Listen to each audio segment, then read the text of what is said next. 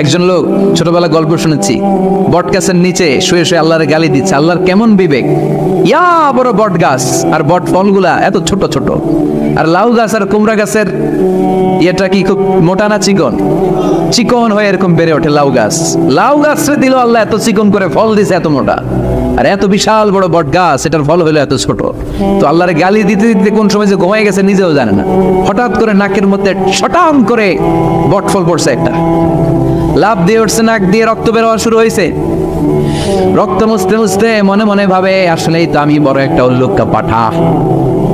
আজকে এই বট গাছের মধ্যে যদি লাউয়ের মতো ফল দিত, কুমড়ার মতো ফল দিত, আমার নাকের উপরে ওই লাউ আর কুমড়া বললে আমি থাকতাম না, আমি বিদায় হয়ে যেতাম, মক্কা পেয়ে যেতাম, ঠিক কিনা? যেখানে যেটা যেভাবে যতটুকু দরকার তার নাম, চিৎকার করে তার নাম। আল্লাহ বললেন আমি হলাম রব্বিল আলামিন, জগৎ সমূহের রব। আলাম মানে একটা জগৎ, আলামিন মানে অনেক জগৎ, মাল্টি ডাইমেনশনাল ইউনিভার্স। উদ্ভিদ জগতের রব তিনি, প্রাণী জগতের রব তিনি, সাগর জলের অতল গহ্বর জগতের রব তিনি, মহাকাশের জগতের রব তিনি, সৌর জগতের রব তিনি, অদৃশ্য জগতের রব তিনি। চিল্লায় বলেন ঠিক কিনা? এজন্য আল্লাহ বললেন আলহামদুলিল্লাহি রাব্বিল আলামিন, যত জগৎ আছে সব জগতের রব আল্লাহর জন্য প্রশংসা। রাজি আছেন?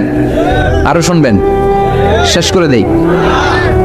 আর রহমানির রহিম, তিনি দয়ার সাগর, তিনি দয়ালু, তিনি মায়াবী, তার মায়ার শেষ নাই, তার দয়ার শেষ নাই, তিনি দয়ার সাগর। আল্লাহ তুমি দয়ার সাগর, রহমানুর রহিম, তোমার দয়াই পূর্ণ আমার সারা নিশিদিন। সুবহানাল্লাহ পড়েন।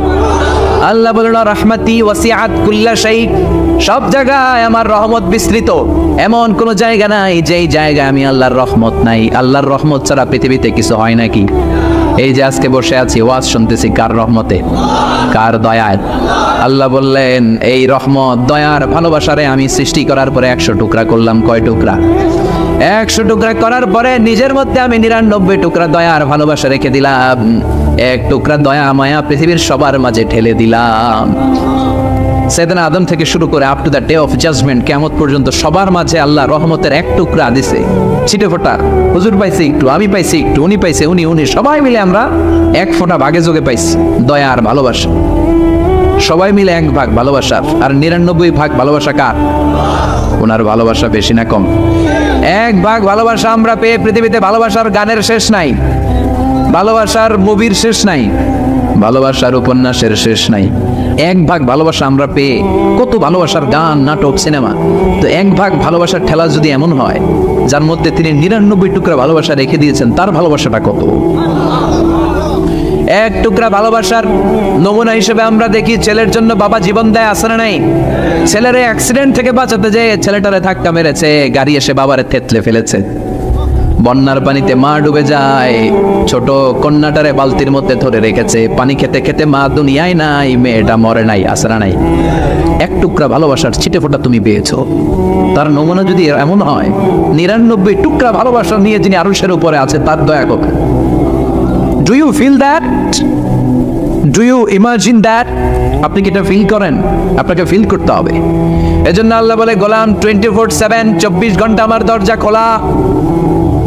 কত পাপ করেছিস, কত অন্যায় করেছিস, কত পর্নোগ্রাফি দেখেছিস, কত হিন্দি সিনেমা দেখেছিস, কত অশ্লীল মেয়েদের নাচ দেখেছিস, রাত্রিবেলা নেকেড ভিডিও দেখেছিস, কত অন্যায় করেছিস, আজও আমার দরজা তোর জন্য খোলা আছে না নাই? চোখের পানি ছাড়, যায় নামাজটা পিছিয়ে দে, 2 রাকাত নামাজ পড়ে আমারে ডাক দে, ডাক দেওয়ার সাথে সাথে তোর দোয়া কবুল হয়ে যাবে। কত পাপ করেছিস, আল্লাহ ডেকে বলে তোর পাপ যদি হয় খালের পানির সমান, বিলের পানির সমান, আমি আল্লাহর দয়া তো সাগরের পানির সমান। তোর পাপ যদি হয় পাহাড়ের সমান, জেনে রাখ আমি আল্লাহর দয়া আকাশের সমান। ভরসা লাগে? আল্লাহর উপর ভরসা লাগে না? মনে রাখবেন এখানে আমরা সবাই পাপী। আমরা কি? কুল্লুকুম খাত্তাউন খায়রুল খাত্তাইন আত-তাওয়াবুন। সবাই পাপী, কিন্তু সবচেয়ে ভালো পাপী ওই পাপী যেই পাপী পাপ করার পরেই তওবা করে। তওবা করতে রাজি আছেন তো? যত পাপ আপনার হোক টেনশন নাই, আমাদের ভরসা একজনের উপর। চিল্লায় বলেন তিনি কে? বনি ইসরাইলের এক আবেদ 100 বছর ইবাদত করেছে, কিয়ামতের দিন আল্লাহ খুশি হয়ে বলবেন ও আল্লাহর ওলি, উদখুলিল জান্নাতা বিরহমাতি, go to the paradise. With my mercy, আমার দয়া আর ভালোবাসায় জান্নাতে ঢুক। আল্লাহর ওলি বলবে বালবি আমালি, আপনার দয়া দিয়ে জান্নাত কেন? আমার আমল দিয়ে যেতে চাই, আমি নামাজ তো কম পড়ি নাই, তো দয়া লাগবে কেন আপনার? আল্লাহ বলবেন তাই, আমার দয়া ছাড়া তুই জান্নাতে যেতে পারবি? কি আমল করেছিস তুই? ওকে, লেটস মেক এ ক্যালকুলেশন, চল একটা হিসাব করি। তোর শত শত বছরের তাহাজ্জুদ গুলারে এক পাল্লায় রেখে দে, আর দয়া করে মায়া করে দুনিয়াতে সৌন্দর্য দেখার জন্য চোখ যে দিয়েছি, চোখটা একটা পাল্লায় রেখে দে। এক পাল্লায় 500 বছরের তাহাজ্জুদ, আরেক পাল্লায় কি? এই দুটি চোখ দিয়েছি বলে দেখো যে কত অপরূপ নয়নাভিরাম, খেতে খামারের জুড়াই জ্বালা, বিধুর ধূপ তোমারে দেয়া, চোখের শুকুর জানাবো তার ভাষা কই, যতই দেখি ততই যেন পলক ছাড়া চেরই। সুবহানাল্লাহ পড়ে। এক পাল্লায় চোখ রাখা হবে, আর এক পাল্লায় 500 বছরের তাহাজ্জুদ রাখা হবে। ওজন দেওয়ার পরে দেখা যাবে মুহূর্তের মধ্যে চোখের পাল্লা ভারী হয়ে গেছে। আল্লাহ বলেন এবার হিসাব বলে তুই জাহান্নামে যাবি, go to the hell fire, জাহান্নামে যা। আল্লাহ মাফ চাই, দোয়াও চাই, জাহান্নামে আমি করতে পারবো না, মাফ করে দেন, আমি বুঝি নাই।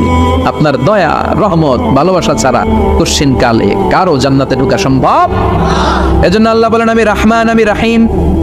এরপর আল্লাহ বললেন মালিক ইয়াউমিদ্দিন, আমি হলাম বিচার দিবসের মালিক। কোন দিবসের মালিক? যেই দিবসে কেউ কাউরে চিনবে না, পীর সাহেব মরিদরে চিনবে না, মরিদ পীর সাহেবরে চিনবে না, বাবা ছেলেরে চিনবে না, ছেলে বাবারে চিনবে না, নেতা কর্মীরে চিনবে না, কর্মী নেতারে চিনবে না, ভাই বোনরে চিনবে না। সূর্যটা মাথার কাছে চলে আসবে, সূর্যের তাপে মানুষের মাথার মগজগুলো গলে গলে নাকের ছিদ্র আর কানের ছিদ্র দিয়ে বেয়ে বেয়ে পড়বে। সবাই উলঙ্গ, নেকেট, সবার মুখে ইয়া নাফসি ইয়া নাফসি। সেই বিচার দিনের মালিক একজন, চিল্লায় বলেন তিনি কে? এরপর আমরা পরিচয় দিলাম ইয়াকা না'বুদ, আল্লাহ শুধুই আপনার ইবাদত করি, ওয়া ইয়াকা নাস্তাঈন, শুধু আপনার কাছে আমরা সাহায্য চাই। এবার দাবি দাওয়া ইহদিনাস সিরাতাল মুস্তাকিম, O Allah show us the right path, show us the correct path, আমাদেরকে পথ দেখায় কে? এরপর আল্লাহরে বললাম আল্লাহ সিরাতাল্লাযীনা আন'আমতা আলাইহিম, ওই শ্রেণীর পথ দেখান যে শ্রেণীর উপরে আপনি নিয়ামত বর্ষণ করেছেন। এই শ্রেণী হলো 4 শ্রেণী। চিল্লায় বলেন কয় শ্রেণী? আওয়াজ করে বলেন। 1 নম্বরে নাবিয়িন, সিদ্দিকিন, শুহাদা, সালিহিন। বলেন নাবিয়িন, সিদ্দিকিন, শুহাদা, সালিহিন। নবীরা যাদের কাছে ওহী আসতো ওনারা মাসুম। সিদ্দিক হচ্ছে সত্যের ব্যাপারে আপসহীন, তাদের লিডার হচ্ছে আবু বকর সিদ্দিক। শুহাদা আল্লাহর জমিনে আল্লাহর দ্বীনকে বাস্তবায়নের জন্য তাদের রক্ত ঢেলে যারা শহীদ হয়েছে, ঠিক কি না?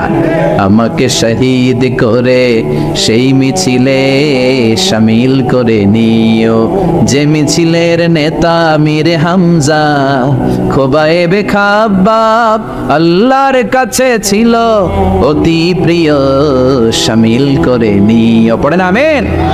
এই 4 শ্রেণীর পথ আল্লাহ তুমি আমাদের দাও।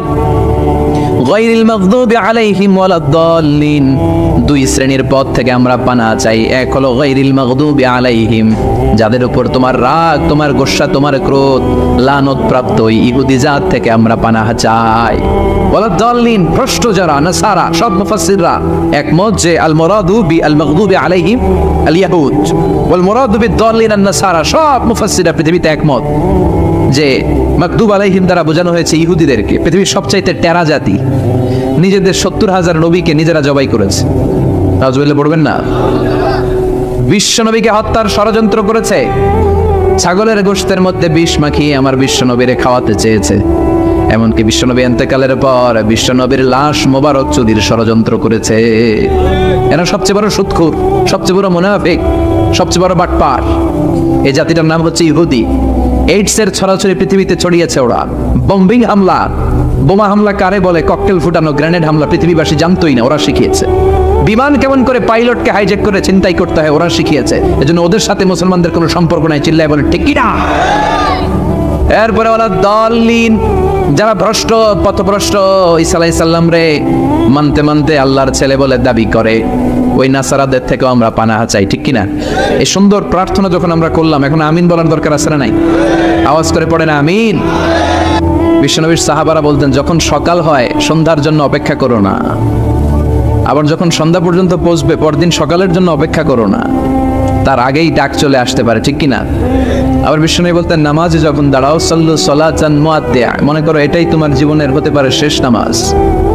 পারফর্ম দ্য সালাহ as if this is your last and final prayer, এমন ভাবে সালাত পড়ো মনে করো হতে পারে এটা জীবনের শেষ নামাজ।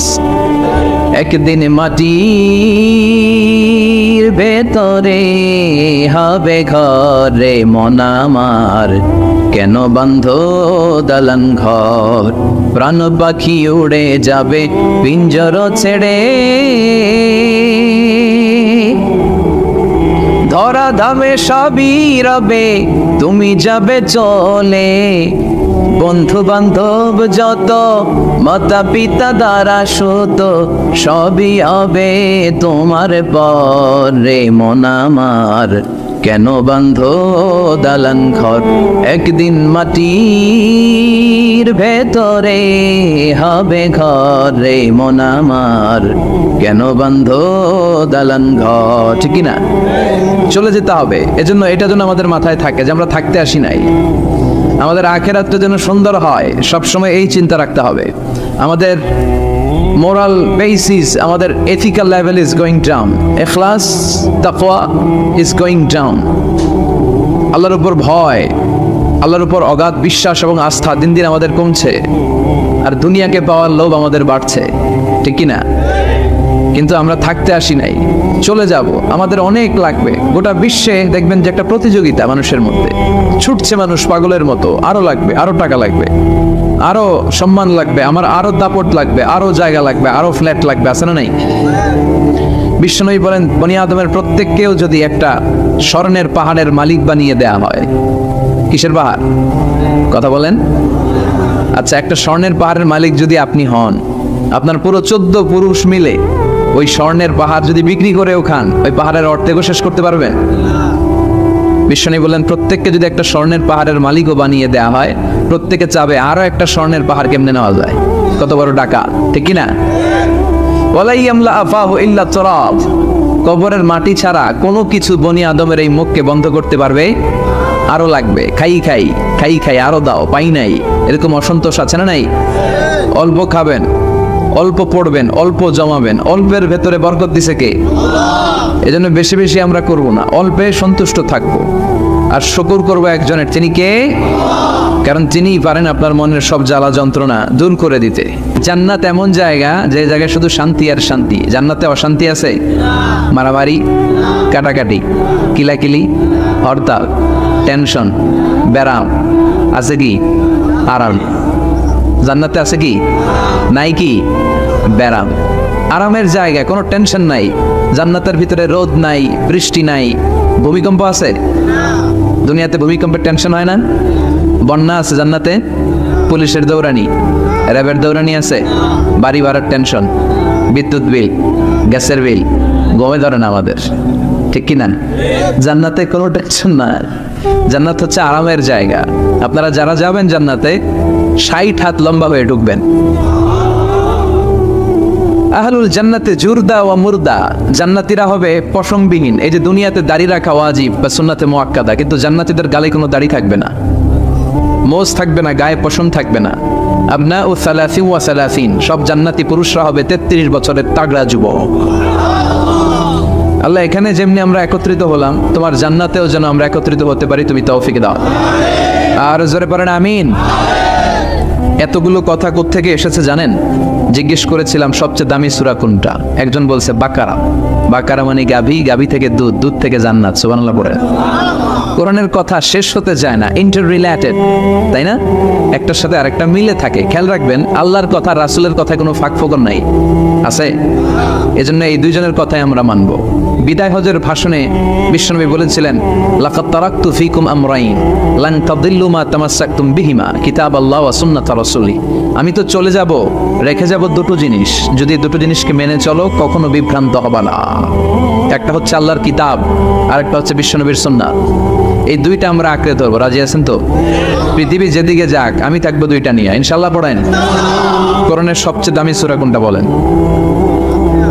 ফাতিহা। কিছু বলতেছে ফাতিহা, পিছনের বাইরে কি বলবেন? হ্যাঁ, ইয়াসিন। আর আচ্ছা, এবার বলেন, আমি সহজ করে দিই, বলেন কোন সূরা না পড়লে নামাজ হয় না? এবার ক্লু পাইছি। এবার ক্লু পেয়েছে, এই সূরা ছাড়া নামাজ হয় না, আমি যদি পড়াই হবে না, এই মসজিদের ইমাম সাহেব পড়াইলে হবে না, কিন্তু বাইতুল মুকাররমের খতিব পড়াইলে আবার হবে। হবে না? শাইখ আব্দুর রহমান সুদাইস পড়ালে তো হবেই। খাইছে কত বড় মুফতি দেখছেন, ফতোয়া দিয়ে দিচ্ছে জি না, আসলেই হবে না, কারণ এটা এমন সূরা, এই সূরা না পড়লে নামাজ হয় না। বিশ্বনবী বুখারীর বর্ণনায় বলেছেন আযমুস সুওয়ার ফিল কোরআন, কোরআনের সবচেয়ে দামি সূরা। এটা আমার বানানো কথা না, সবচেয়ে দামি সূরা। এই সূরার মতো সূরা কোরআনে তো নাই, তাওরাতের ভেতরেও নাই, ইনজিলের ভেতরেও নাই, জাবুরের ভেতরেও নাই। 60টা মাত্র আয়াত। কয়টা? কার কার মুখস্থ নাই হাত তোলেন।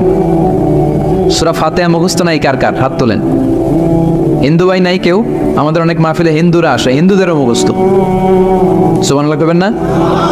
আমি একবার লঞ্চের ভেতরে তুফানে পড়ছিলাম, তো লঞ্চ ডুবে যাবে তুফানের ধাক্কায়, তো দেখলাম লঞ্চের ভেতরে শুধু মুসলমানরাই জিকির করে না, হিন্দুরাও জিকির করে। তুফান থেমে যায়, জিকিরও থেমে যায়। কত বড় ডাকাত! তুফান শুরু, জিকিরও, সবার মুখে এক চিৎকার, বাঁচাও। আমি বললাম কে বাঁচাবে? কেউ নেই। ভাবছে আমি দোয়া কালাম বললে বেঁচে যাবে, তো আমি বললাম আমি যে বাঁচাবো, আমারে বাঁচাবে কি? মনে রাখবেন, কেউ বাঁচাতে পারে না, একজন ছাড়া। চিৎকার করে বলতে হবে তিনি কে। কোরআনের সবচেয়ে দামি সূরার নাম সবাই বলেন। এই সূরাতুল ফাতিহার মাত্র 7টা আয়াত। কয়টা আয়াত? এই 7টা আয়াত নিয়ে কয়েক মিনিট একটু আল্লাহর রাস্তায় কুরবানি করা যাবে না? কান দুইটা খরগোশের মতো খাড়া করে, খরগোশ কান খাড়া করে শুনে, এজন্য খুব পিন ড্রপ সাইলেন্ট, পিন পতন নীরবতাও খরগোশ কান দিয়ে শুনতে পায়। এই সূরাটা হচ্ছে আউয়ালুস সূরা নাযালা কামিলান মিনাল কোরআন, কোরআনের সর্বপ্রথম নাজিল হওয়া পূর্ণাঙ্গ সূরা। এই সূরার আগে কোন সূরা পূর্ণাঙ্গ একসাথে নাজিল হয় নাই। কোন সূরার 5 আয়াত, 10 আয়াত, 20 আয়াত। আপনারা যে এখন সুন্দর কোরআন দেখতেছেন, বিশ্বনবীর সময় কি এই কোরআন ছিল? না। 23 বছরের লম্বা জিন্দেগিতে বিশ্বনবীর কাছে এই কোরআন নাজিল হয়েছে। পরবর্তীতে এটার কম্পাইলেশন করা হয়েছে, scripture, holy scripture, the Quran, whereof there is no doubt, no suspicion in it, and a guidance to those who are muttaqin. এটা এমন বই যেটাতে আল্লাহ কোনো ভুল রাখে নাই, মুত্তাকিনদের জন্য এটা পথ নির্দেশিকা হিসেবে আল্লাহ পাঠিয়েছে। পড়েন সুবহানাল্লাহ। তো সূরাতুল ফাতিহার আগে অনেক সূরা নাজিল হয়েছে, কিন্তু একটু একটু করে, পুরোটা একসাথে না। এই সূরাটা পুরোটা একসাথে সর্বপ্রথম নাজিল হয়েছে। এজন্য এই সূরাটারে আবার বলে ফাতিহাতুল কিতাব, মানে preface of the book, introductory সূরা। কোরআনটা খুললেই সর্বপ্রথম আপনার নজরে যে সূরাটা পড়বে, সূরাটার নাম সবাই বলেন সূরাতুল ফাতিহা। আবার বিশ্বনবী এটাকে বলেছেন কোরআনের মা। কি বলেছেন? চমৎকার একটা ইনফরমেশন না? মনে রাখতে হবে। তাহলে কোরআনের মায়ের নাম কি? মনে থাকবে? বলেন তো, সকল পৃথিবীর সব শহরের জনপদের মায়ের নাম কি? মক্কাতুল মুকাররমা। তেমনি কোরআন আল কারীমের মায়ের নাম হচ্ছে সূরাতু আল ফাতিহা। এরপরে বিশ্বনবী বলেছেন এই সূরাটা হচ্ছে সূরাতুল ওয়াফিয়া, অখণ্ড সূরা। এই সূরাকে খণ্ড খণ্ড করে পড়া যায় না। কেউ প্রথম রাকাতে সূরাতুল ফাতিহার অর্ধেক, দ্বিতীয় রাকাতে বাকি অর্ধেক যে পড়ছে হইছে, কিন্তু কেউ প্রথম রাকাতে সূরা আর রহমানের 10 আয়াত, পরের রাকাতে বাকি 10 আয়াত। কোনো সমস্যা আছে? সমস্যা নাই। তার মানে এই সূরার নাম সূরাতুল ওয়াফিয়া, অখণ্ড সূরা। মানে এই সূরাকে খণ্ড খণ্ড করে পড়া যায় না, পড়লে পুরোটাই পড়তে হয়। সুবহানাল্লাহ পড়েন। আবার এই সূরার আরেকটা নাম হচ্ছে সূরাতুদ দুআ, দোয়ার সূরা। কিসের সূরা? কেমন করে আল্লাহর কাছে প্রার্থনা করতে হয়, দোয়া করতে হয়, ফরিয়াদ করতে হয়, সে কথা এই সূরার ভেতরে আছে না নাই? কারণ এই সূরাতে আমরা প্রতিদিন একটা দোয়া করি, ইহদিনাস সিরাতাল, মানে কি? আল্লাহ আমাকে সরল সঠিক পথ দেখাও। আমাদেরকে পথ দেখায় কে? চিল্লায় বলেন, আমি যদি কোনো দিন পথে ভুলে যাই, হাত ছানি দিয়ে কাছে নিও, মমতার বন্ধনে আমায় বেঁধে সব ভুল ক্ষমা করে দিও। আমি যদি কোনো দিন পথে ভুলে যাই, হাত ছানি দিয়ে কাছে নিও, মমতার বন্ধনে আমায় বেঁধে সব ভুল ক্ষমা করে দিও। পড়ে না আমি। আমরা যদি পথ ভুলে যাই, আমাদের পথ দেখায় কে? এজন্য এই সূরাটার নাম সূরাতুদ দুআ, প্রার্থনার সূরা। কেমন করে আল্লাহর কাছে প্রার্থনা করতে হয় এই সূরার ভেতরে আছে না নাই? এরপরে এই সূরার নাম হচ্ছে সূরাতুস সালাহ, নামাজের সূরা। কিসের সূরা?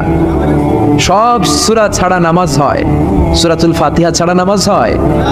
বিষ্ণু বললেন লা সালাতা লিমান লাম ইয়াকরা বিফাতিহাতিল কিতাব, যে সূরা ফাতিহা তার নামাজে পড়ে না, তার নামাজ আল্লাহর দরবারে কবুল হয় না। এরপরে বিষ্ণু বলেছেন এই সূরার নাম সূরাতুশ শিফা। সূরাতুশ শিফা, শিফার সূরা, আরোগ্য লাভ করার সূরা। অসুস্থ ব্যক্তির গায়ে এই সূরা পড়ে ফু দিলে সুস্থ করবে কে? বিশ্বাস হয়? বিশ্বাস হইতে হবে, ঈমান থাকতে হবে। ঈমান যদি পাক্কা হয় তাইলে কাজ করবে, তা না হইলে কাজ করবে না। অনেকে বলে বুঝুন আমি তো কত সূরা ফাতিহা পড়ে ফু দিলাম, কই আমার পেটে ব্যথা তো ভালো হয় না। যেটা কইছে তুই একটা ডাকাত, ঠিক কি না? ওর ঈমান নাই, ওর ঈমানে ঝামেলা। ফু দেওয়ার মধ্যে বেশ কম আছে না নাই?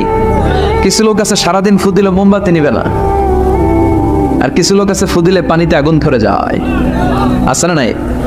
বিশ্বনবীর ফুতে বরকত বেশি না কম?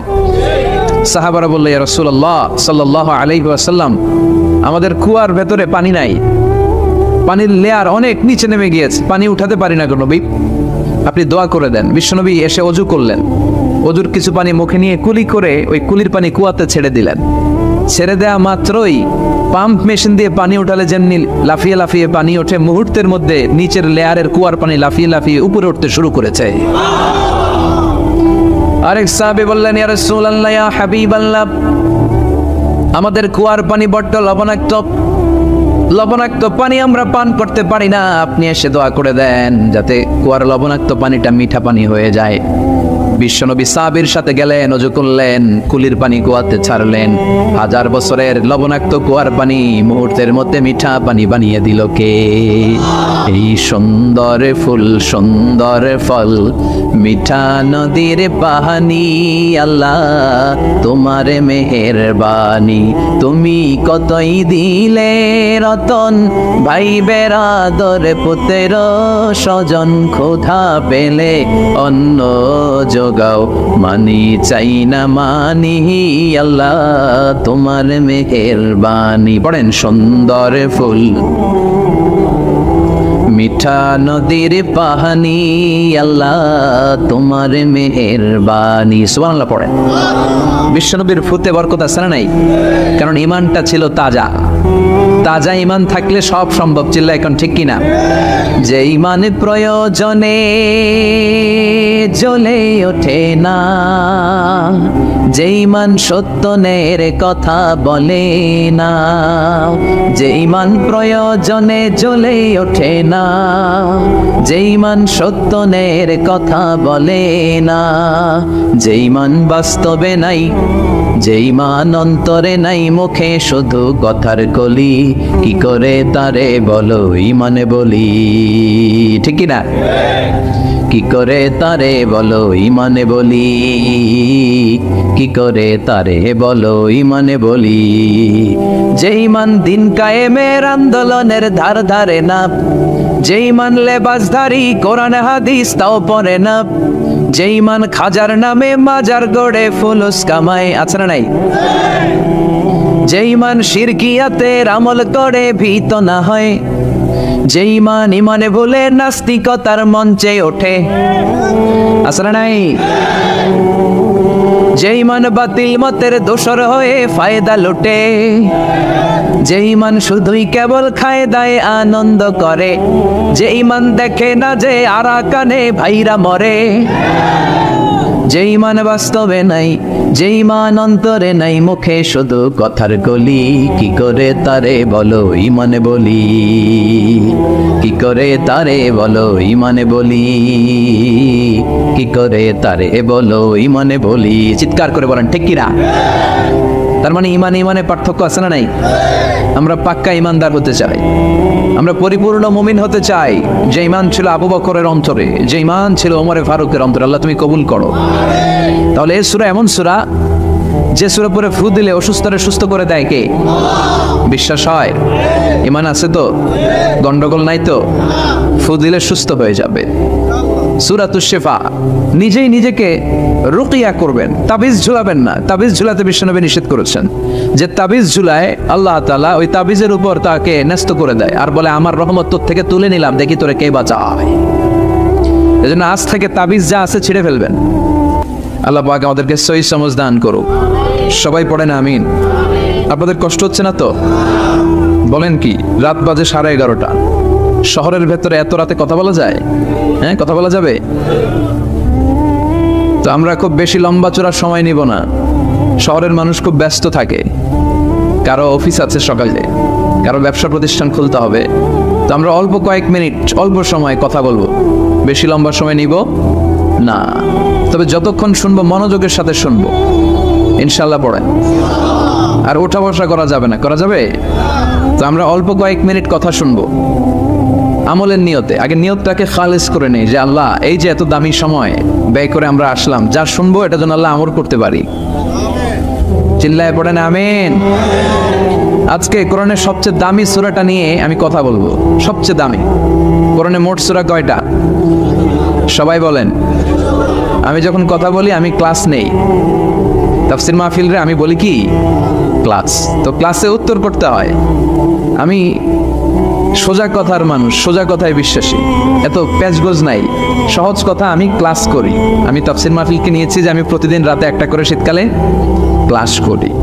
তো এই ক্লাসে উত্তর দিতে হয়। টিচার যদি প্রশ্ন করে উত্তর দেওয়ার দরকার আছে না? নেই। আর টিচার প্রশ্ন করে, টিচার শিখায়, ছাত্র অমনোযোগী, ফেল করার সম্ভাবনা আছে না? নেই। তো আমরা যেন পাস করতে পারি, ঠিক কিনা? যতক্ষণ কথা বলবো, প্রশ্ন করলে আওয়াজ করে উত্তর দিতে হবে, বাঘের বাচ্চার মতো, ঠিক কিনা? আজকে কোরআনের সবচেয়ে দামি সূরাটা নিয়ে আমি কয়েক মিনিট কথা বলবো, ইনশাআল্লাহ পড়েন। এবার বলেন কোরআনের সবচেয়ে দামি সূরা কি? হ্যাঁ? আর ইখলাস, আর ইয়াসিন, আর রহমান, আর বাকারা। বাকারা মানে কি? গাভী মানে কি? গরু। গাভী মানে নাকি গরু? তো গাভীর নামে আল্লাহ কোরআনে একটা সূরা দিলেন। গাভীর দুধ খাবেন বেশি বেশি। বিষ্ণু বলতেন আলাইকুম বি আলবানিল বাকার, তোমরা গরুর দুধ খেও। ফাইন্নাহা তুরাম্মু মিনাল আশজার, কেননা গরুর দুধ এটা ঘাস পাতার নির্যাস। গরু কি খায়? ঘাস খায়। আবার বিষ্ণু বলতেন গরুর গোশত খায়ও কম, দুধ খায়ও বেশি।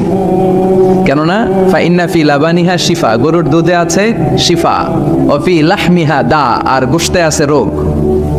এখন অনেক ডাক্তারের সিরিয়াল দিতে গেলে ডাক্তার বলে লাল গোশত যারা খায় এরা যেন আমার সিরিয়াল না নেয়, কারণ আমি যতই ওষুধ দিব কোনো কাজ করবে না। Red meat is strictly prohibited for my patient. আমার রোগীর জন্য লাল মাংস খাওয়া নিষিদ্ধ।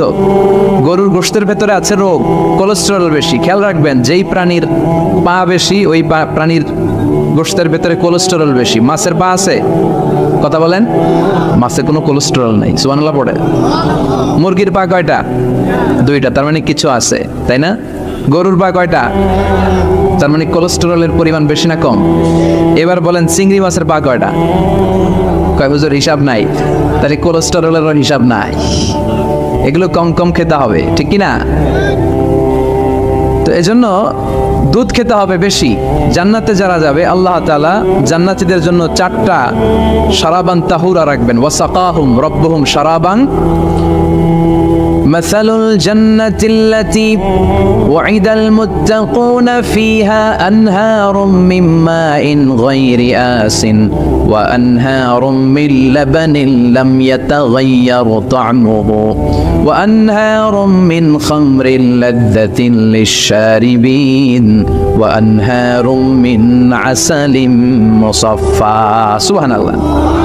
জান্নাতে যারা ঢুকবে জান্নাতীদের গলায় যেন কোনো তৃষ্ণা না লাগে, এজন্য আল্লাহ তাআলা জান্নাতের ভেতরে 4 ধরনের শারাবান তাহুরার ঝর্ণা রাখবেন। কয় ধরনের? 1 নাম্বার হচ্ছে মিনারেল ওয়াটারের ঝর্ণা। মিনারেল ওয়াটার খান আপনারা? কোনটা খান? মাম খান, কেউ ফ্রেশ খায়। আর অ্যাকুয়াফিনার, আর কি খান? স্পা। আর কিনলে এটা সবচেয়ে ভালো, এটার মধ্যে ঝামেলা কম, এটা টেস্ট করে জানা গিয়েছে। কিনলে খাবেন কোকা-কোলা কোম্পানির, এটা ভালো পানি। কিনলে সবচেয়ে purified water ever in Bangladesh. বাংলাদেশে পাওয়া পরীক্ষিত সবচাইতে বিশুদ্ধ পানি হচ্ছে কিনলে। তো একজনকে মার্কেটিং করে দিতেছে হুজুরে। ভালো জিনিসের প্রশংসা করতে হয়, ঠিক কিনা? তো জান্নাতে যারা যাবে তাদের জন্য আল্লাহ তাআলা 4 ধরনের সারাবান তাহুরা রাখবে। সুবহানাল্লাহ কইবেন না?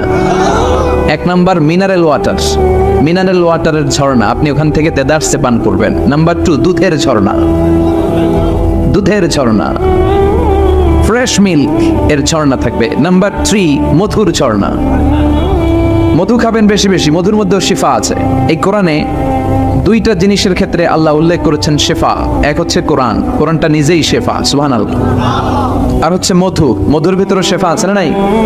আছে। তো বিশুদ্ধ পানির ঝর্ণা, দুধের ঝর্ণা, মধুর ঝর্ণা, আরেকটা থাকবে মদের ঝর্ণা। সুবহানাল্লাহ বাড়িতে গিয়ে বললেন, দুনিয়াতে মদ খাওয়া হারাম করছে কে? আর ওই আল্লাহ জান্নাতে আপনাদেরকে মদ খাওয়াবে। বোতলের মদও আছে, এটার নাম রাহিকুম মাখতুম, সিল্ড ওয়াইন। মিজাজুহা কাফুরা, কর্পূরের ফ্লেভার থাকবে। মিজাজুহু মিন তাসনিম, তাসনিমের ফ্লেভার থাকবে। মিজাজুহা জানজাবিলা, জিঞ্জার ফ্লেভার, আদার ফ্লেভার থাকবে। সুবহানাল্লাহ পড়েন।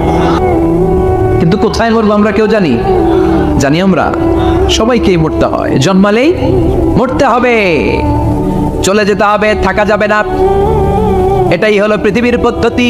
জীবনের সবচাইতে নির্মম ঘটনা হচ্ছে মরণ, সবচাইতে ভয়ঙ্কর অভিজ্ঞতা। কোন প্রাণীর জন্য সর্বোচ্চ এবং সবচাইতে ভয়ঙ্কর অভিজ্ঞতা হচ্ছে মৃত্যু।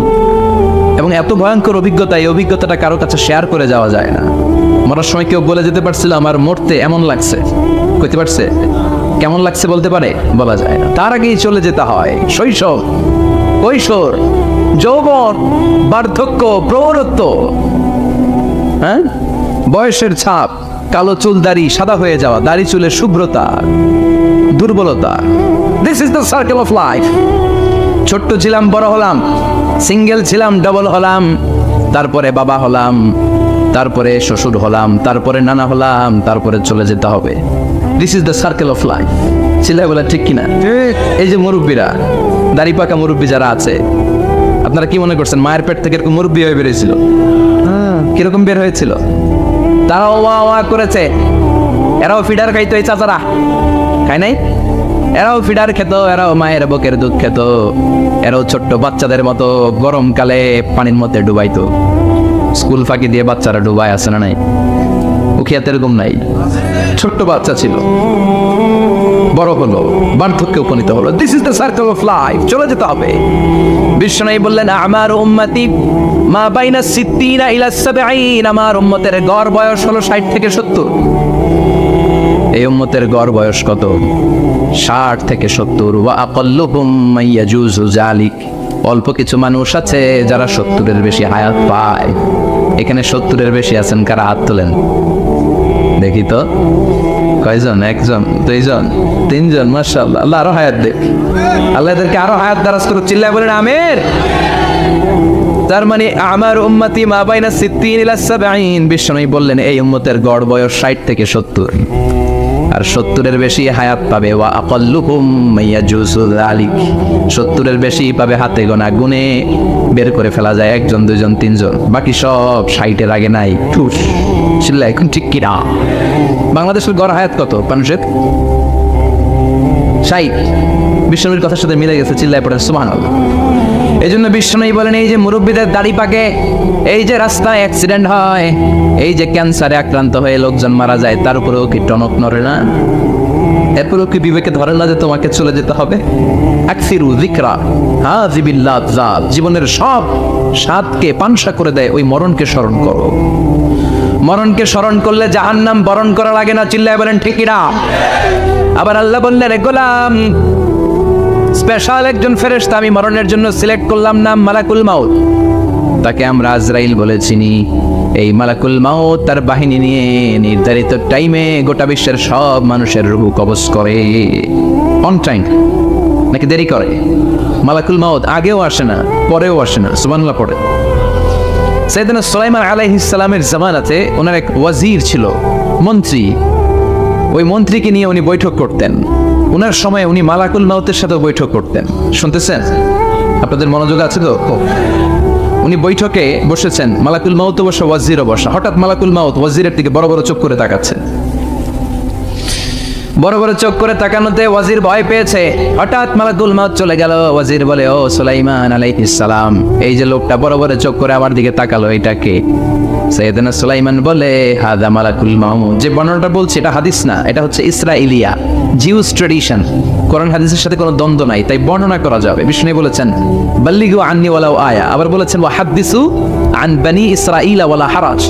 বনি ইসরাইলের ট্র্যাডিশন বর্ণনা করো, জিউস ট্র্যাডিশন বর্ণনা করো, এতে কোনো সমস্যা নাই। ওয়াজির বলে, ও সাইয়েদনা সুলাইমান, বড় বড় চোখ করে যে তাকালো লোকটাকে? সাইয়েদনা সুলাইমান বলে, হাদা মালাকুল মাউত, এটা মৃত্যুর ফেরেশতা। ওয়াজিরের কলিজায় পানি নাই। এটা কি ফেরেশতা? শুনে তো পিলে চমকে গিয়েছে। কয় কি? মালাকুল মাউত তো আমার চিনা ফেলাইছে, বাড়ি চিনে ফেলছে আমার খবর আছে। সাইয়েদনা সুলাইমান আলাইহিস সালাম জিনদেরকে দিয়ে কাজ করাতেন, মেঘমালাকে দিয়ে কাজ করাতেন, বিশাল সিংহাসন নিয়ে পৃথিবীর প্রাচ্য থেকে পাশ্চাত্যে ঘুরে বেড়াতেন। সাইয়েদনা সুলাইমানকে ওয়াজির বলে, ও সুলাইমান, মেঘমালাকে আদেশ করে দেন, আমি আর এই ফিলিস্তিনের ভূখণ্ডে থাকতে চাই না।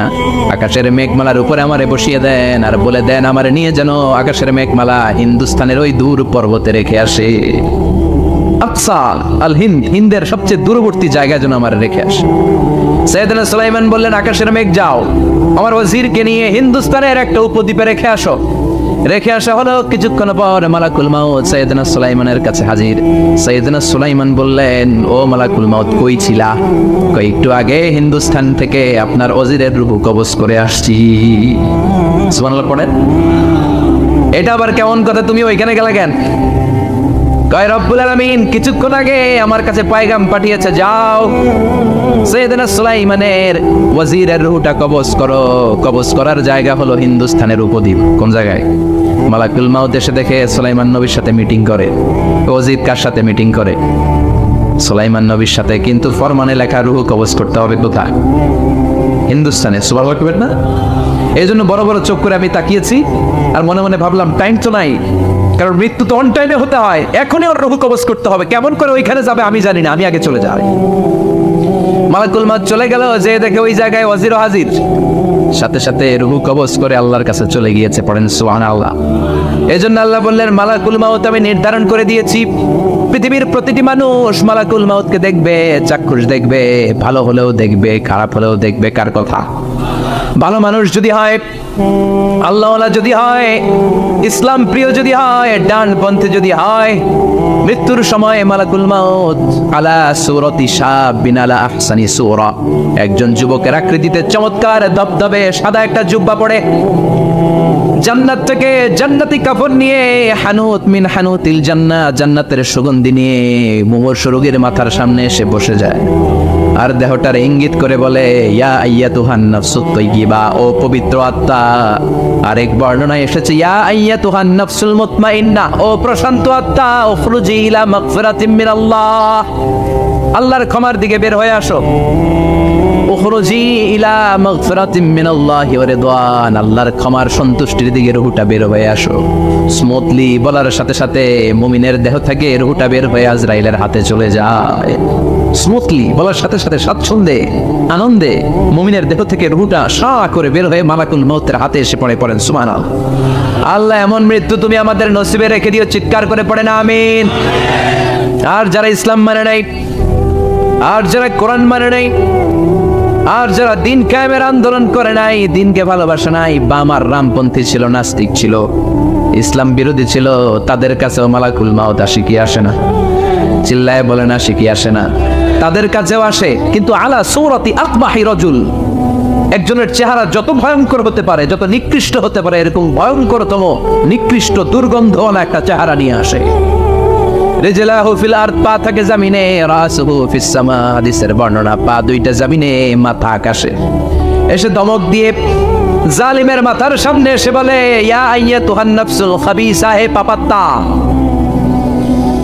হে অপবিত্র আত্মা, উখরুজি ইলা সাখাতিল্লাহি ওয়া গাদাবিহি, আল্লাহর রাগের দিকে, আল্লাহর অসন্তুষ্টির দিকে বের হয়ে আয়। মালাকুল মাউতের এই অর্ডার পাওয়ার সাথে সাথে রূহটা কিন্তু বের হয় না। মুমিনের রূহকে ডাক দিলে যেমনি স্মুথলি বের হয়, কাফিরের রূহ এভাবে বের হয় না।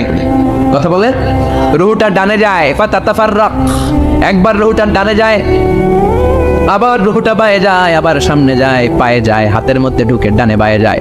মালাকুল মাউত আবার ধমক দিয়ে বলে, ইয়া আইয়াতুহান নাফসুল খাবিসা, পাপাত্তা বের হয়ে আয়। রুহটা আবার ডানে যায়, বায়ে যায়, সামনে যায়, পেছনে যায়। এবার খপাস করে মালাকুল মাউত রুহুকে ধরে টান মারে। সারা দেহটা থেকে প্রাণ রস সিক্ত করতে করতে দেহ থেকে রুহটাকে টেনে হিচড়ে বের করে আনে। আর মুমূর্ষু রোগীটা চিৎকার মারতে থাকে, পড়েন না আউযুবিল্লাহ। একটা জীবন্ত ছাগলের চামড়াগুলো জবাই না দিয়ে কেউ যদি টেনে টেনে বের করে, ছাগল জবাই হয় নাই কিন্তু চামড়া এক পাশ থেকে টেনে টেনে টেনে হিচড়ে আপনি গা থেকে বের করলে যত কষ্ট হয়, এর চেয়েও বেশি কষ্ট দিয়ে মালাকুল মাউত বামপন্থী আর কাফেরদের রুহুটা দেহ থেকে বের করে আনে। পড়েন না আউযুবিল্লাহ। আমাদের রুহুটা যেন আল্লাহ, মুমিনদের রুহু আপনি যেভাবে কবজ করান ওইভাবে যেন আমাদের রুহুটা বের হয়ে আসে। আর জোরে পড়েন আমিন। এজন্য আল্লাহ বললেন, বাল তুফিরুনাল হায়াতাদ দুনিয়া ওয়াল আখিরাতু খায়রুন ওয়া আবাকা। পাগলের মতো মোহাচ্ছন্ন হয়ে এই দুনিয়াটার পেছনে ছুটে বেড়াও। এই দুনিয়া আসল নয়, আখিরাত হলো আসল। চিল্লায় বলেন ঠিক কিনা? অস্থির, আমরা ব্যস্ত দুনিয়ার লোভে আর মোহে পড়ে আমাদেরকে যে মরতে হবে, চলে যেতে হবে, এটা ভাবার সময় আমাদের নাই। চিল্লাই কোন ঠিক কিনা? এজন্য বলা হয় মুতু ক্বাবলান তামুতু, মরার আগে একবার মরো। হাসিবু ক্বাবলান তুহাসাবু আলাইক, তোমার হিসাব কিয়ামতের দিন করার আগে তুমি তোমার হিসাব করো। জীবনে কি কি পাপ করেছি আমি জানি, আমার চেয়ে ভালো কেউ জানে না। চিল্লায় বলেন ঠিক কিনা? কি কি অন্যায় করেছি আমার হৃদয়ের মধ্যে কথাগুলো আছে না নাই? পৃথিবীর কেউ না জানলেও আমি জানি কি জানি না? পৃথিবী না জানুক আমি তো জানি, আমি কি পাপ করেছি হায়।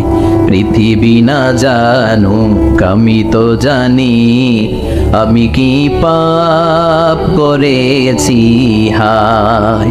আমার পাপের করলে বিচার, বাঁচার উপায় নাই আমার। দয়াময় প্রভু মাফ করো আমায়, মাফ করো আমায়। পড়ে না আমি আরো জোরে আমিন। এজন্য হাসিবু ক্বাবলান তুহাসাবু আলাইক, তোমার হিসাব বসার আগে নিজে হিসাব করো কি কি করলা। আসল মরণের দিন শটান হয়ে তো শুয়ে পড়ো ভাই। মরার আগে আরেকবার মরো। মরার আগে আরেকবার কি করবে? কথা বলেন, মরার আগে কি করতে হবে? হঠাৎ একদিন বিছানায় শটান হয়ে শুয়ে যান, চক্ষুটা বন্ধ করেন, ভাবেন মরে গিয়েছেন। এই তোমার কুলমাউত চলে এসে রুহুটা নিয়ে গেল। আত্মীয় স্বজন চিৎকার চেঁচামেচি শুরু করে দিল, কান্নার রোল পড়ে গেল চারদিকে। মাইকের মধ্য দিয়ে, মসজিদের মাইকে অ্যানাউন্স হয়, অমুক এলাকার নিবাসী অমুক ভাই আমাদের মধ্যে দুনিয়ায় নাই, তার জানাজা হবে এশার নামাজের পর। সবাই এসে রুহের মাগফিরাত করে। সবাই আপনারে দেখতে আসবে, কেঁদে কেঁদে লোকজন আপনারে কবর দিতে আসবে। চিল্লায় বলেন ঠিক কিনা? কেঁদে কেঁদে সবাই আসবে, দেখার জন্য আসবে। ছেলেগুলো কাঁদবে, স্ত্রী কাঁদবে, বাবা মা কাঁদবে, বন্ধু বান্ধব কাঁদবে। আর ঘরের মধ্যে রাখা হবে না। এবার আপনাকে গোসল দেয়ার পালা। চক্ষু বন্ধ করে চিন্তার দরকার আছে না নাই? কথা বলেন। হঠাৎ করে, হঠাৎ করে শুনবি একদিন আমার মৃত্যুর খবর। কেঁদে কেঁদে আসবে সবাই দিতে আমায় কবর, দিতে আমায় কবর। ঠিক কি না? একটু চোখটা বন্ধ করে ভাবেন, আপনাকে গোসল দেওয়া হবে, জামাগুলো খোলা হবে। এত টাকা দিয়ে যে দামি গোসলখানা টাইলস লাগিয়ে ঘরে বানালেন, আপনার শেষ গোসলটা কি ওই দামি গোসলখানায় হবে? লাশ যেখানে দোয়া হয় ওই জায়গায় দোয়া হবে।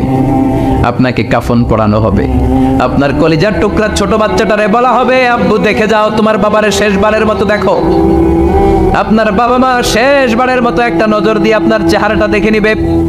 বন্ধু বান্ধবরা শেষবারের মতো একবার আপনারে দেখে নিবে। জানাজার জায়গায় নেওয়া হবে। হবে না এই ঘটনাটা আমাদের? হ্যাঁ, হবে কি না? হাজার হাজার মানুষ শেষ বিদায় দেওয়ার জন্য আসবে। 4টা তাকবীর দিয়ে ইমাম নামাজ শুরু করবে, আল্লাহু আকবার, আল্লাহু আকবার, আল্লাহু আকবার, আল্লাহু আকবার বলে নামাজ শুরু করবে। নামাজ শেষ, এবার পালকিতে করে কবরে যাওয়ার পালা। যেতেই হবে, যেতেই হবে। পালকিতে করে লোকজন নিতে শুরু করবে কবরস্থানের ওই জায়গায় যেখানে মানুষ বছরে মানুষ না মরলে যায় না, ওই গহীন নিঝুম কবরস্থানে ঢুকানো হবে। পালঙ্ক থেকে নামিয়ে আপনার জন্য করে রাখা আগ থেকে কবরটার মধ্যে শুইয়ে দেয়া হবে। উপরে বাঁশ দিয়ে ছাউনি, শেষবারের মতো সবাই দেখে বাঁশের ছাউনির উপরে মাটি চাপা দিবে, ঠিক কিনা? চলে যাবে সব, কেউ নাই, অন্ধকার, শুধু অন্ধকার। এই অন্ধকার যেন শেষ হতে চায় না। এই ঘটনা ঘটবে না আমাদের? কথা বলেন, ঘটবে কিনা? এজন্য মরার আগে এগুলো চিন্তার দরকার আছে না নাই? মরার আগে আরেকবার মরার দরকার আছে না নাই? এজন্য রব্বুল আলামিন বলেন, বাল তুসিরুনাল হায়াতাদ দুনিয়া ওয়াল আখিরাতু খায়রুন ওয়া আবকা। এই দুনিয়ার জীবনটাকে তোমরা আসল জীবন মনে করো, এটা আসল জীবন নয়। আসল জীবন হলো কবরের জীবন। চিল্লায় বলেন ঠিক কি না? আল্লাহ তোমার এই দুনিয়া,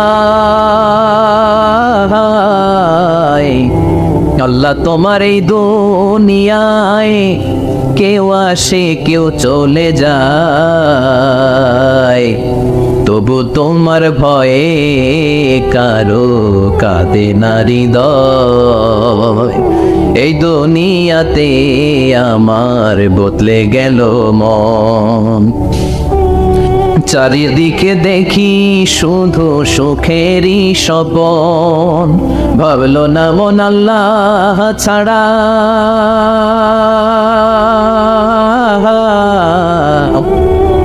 ভাবলো না মন আল্লাহ ছাড়া নেই কোনো উপায়, তবু তোমার ভয়ে কারো কাঁদে না হৃদয়। ঠিক কিনা?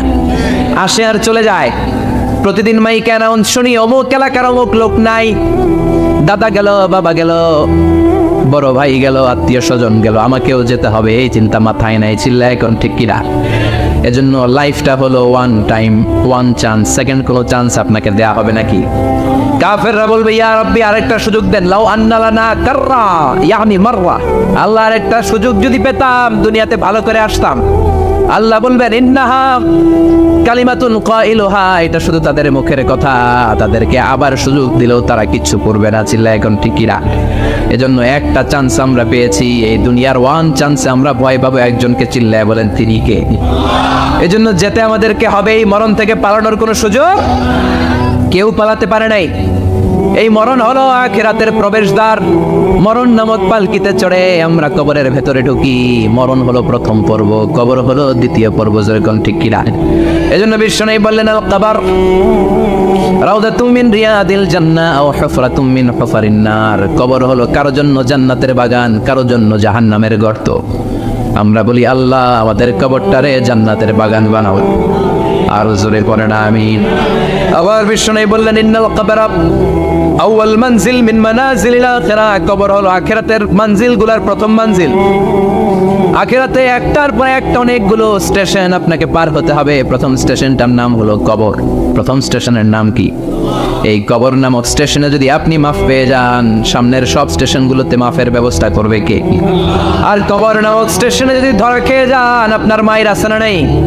লাশটাকে যখন রাখা হয়, লাশটা চিনে কে আমারে রাখলো, কে আমাকে ধৌত করলো, কে আমারে কাফন পড়ালো। এজন্য বিষ্ণুই বলেছেন, মৌরশের সামনে বসে বসে পড়ো, লা ইলাহা ইল্লাল্লাহু মুহাম্মাদুর রাসূলুল্লাহ। লাকিনু মাউতাকুম, লা ইলাহা ইল্লাল্লাহ। মৌরশের সামনে দাঁড়িয়ে দাঁড়িয়ে পড়ো, লা ইলাহা ইল্লাল্লাহ। এই লা ইলাহা হচ্ছে জীবিতদের জন্য কালিমা, আর আমরা মরার পরে এই জিকির করি। ঠিক না? আমাদের দেশের অনেক জায়গায় লাশ নিয়ে কবরে যাওয়ার সময় লা ইলাহা পড়ে না। না, এটা আগের জিকির, মরার আগের জিকির। মরার আগে আপনাকে অ্যানাউন্সমেন্ট দিতে হবে, আল্লাহ ছাড়া কোনো ইলাহ নাই, বিশ্বনবী হচ্ছেন শেষ নবী এবং রাসূল। চিল্লায় বলেন ঠিক কি না?